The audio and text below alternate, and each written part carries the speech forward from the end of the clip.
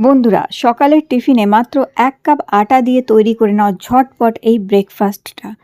এই breakfast recipe অথবা এই টিফিন রেসিপিটা যেমন হেলদি তেমনই খেতে খুবই টেস্টি হয় এবং বাচ্চাদের টিফিনেও দিতে পারবে এটি।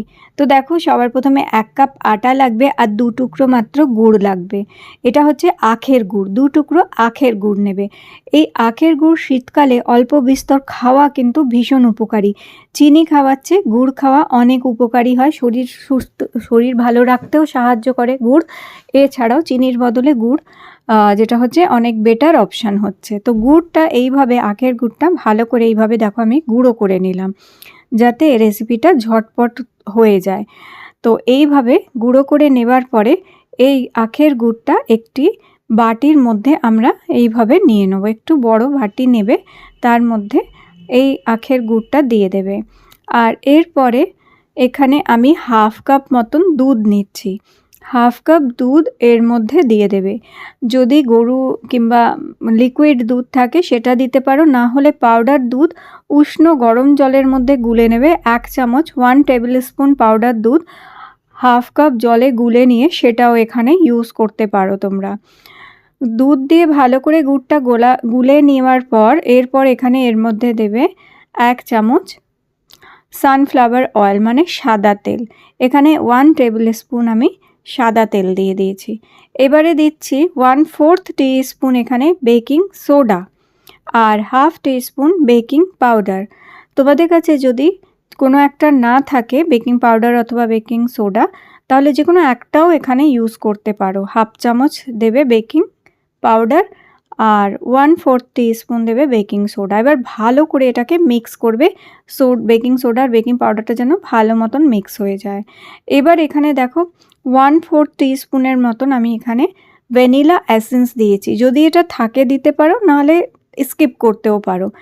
এরপরে অল্প অল্প করে আটা দিয়ে এই ব্যাটারটাকে গুলে নিতে হবে। তো 1 কাপ আটা নিয়েছি আমি। 1 কাপ আটা, যেই কাপের মাপে দুধ নিয়েছি সেই একই কাপের মাপে আমি আটা নিয়েছি, আর অল্প অল্প করে এই আটাটা দিয়ে একটা ব্যাটার তৈরি করে নিচ্ছি। দেখো, স্মুথ একটা ব্যাটার তৈরি করে নেবে। আর আটাটা একবারে দেবে না, অল্প অল্প করে দিয়ে গুলতে থাকবে, তাহলে কোনো লাম্পস হবে না, আর খুবই স্মুথ আর খুব শাইনি একটা ব্যাটার কিন্তু তৈরি হবে। এখানে দেখো, ভীষণ ভালো ব্যাটার একটা তৈরি হয়ে গেছে।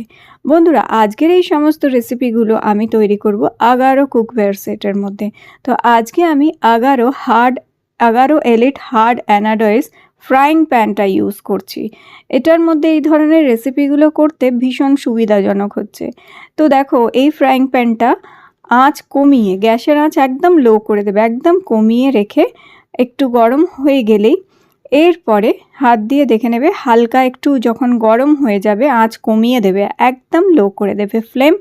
এইবার এই ব্যাটারটা দিয়ে আমি ছোট ছোট করে এইভাবে প্যানকেকের শেপে এরম ছোট ছোট করে প্যানকেক তৈরি করে নেবো। তোমরা চাইলে একটু বড় বড় সাইজেরও তৈরি করতে পারো, একসাথে 2টো তৈরি করতে পারো, বড় ছোট হলে 4টে এরকম করতে পারবে। এবার ঢাকা দিয়ে জাস্ট রেখে দেবে, দেখবে ওপরে বাবল উঠে আসছে এরকম।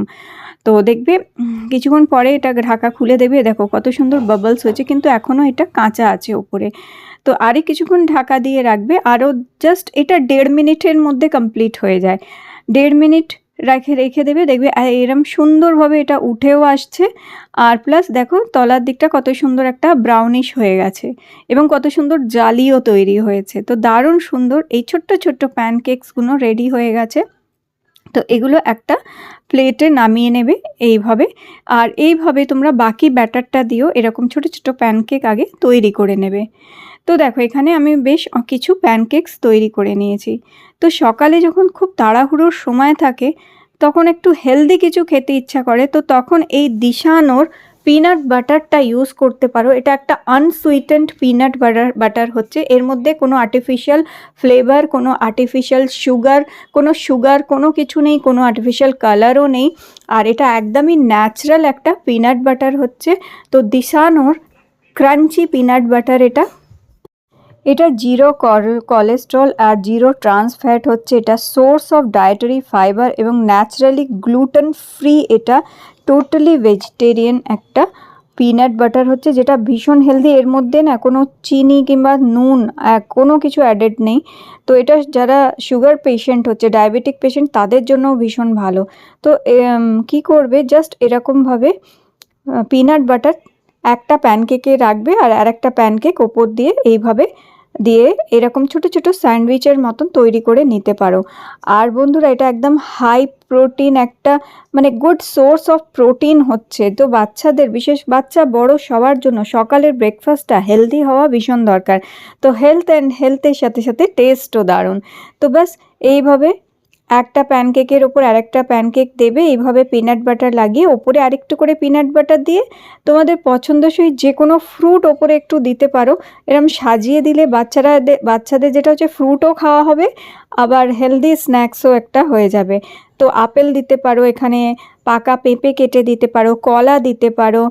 তো যে কোনো ফ্রুট এখানে দিয়ে ডেকোরেট করে দিতে পারো বাচ্চাদের, এবং বাচ্চাদের টিফিনে দিলে ওরা তো চেটে পুটে খেয়ে নেবে, এতই টেস্টি হয় খেতে এবং দেখতেও কিন্তু দুর্দান্ত লাগে এই ছোট ছোট প্যানকেকগুলো। তো বন্ধুরা, সকালের ব্রেকফাস্টে এরকম একটা হেলদি অ্যান্ড টেস্টি ব্রেকফাস্ট তৈরি করে নিতে পারো। এটা খুবই ঝটপট তৈরিও হয়ে যায়, খেতে দুর্দান্ত লাগে।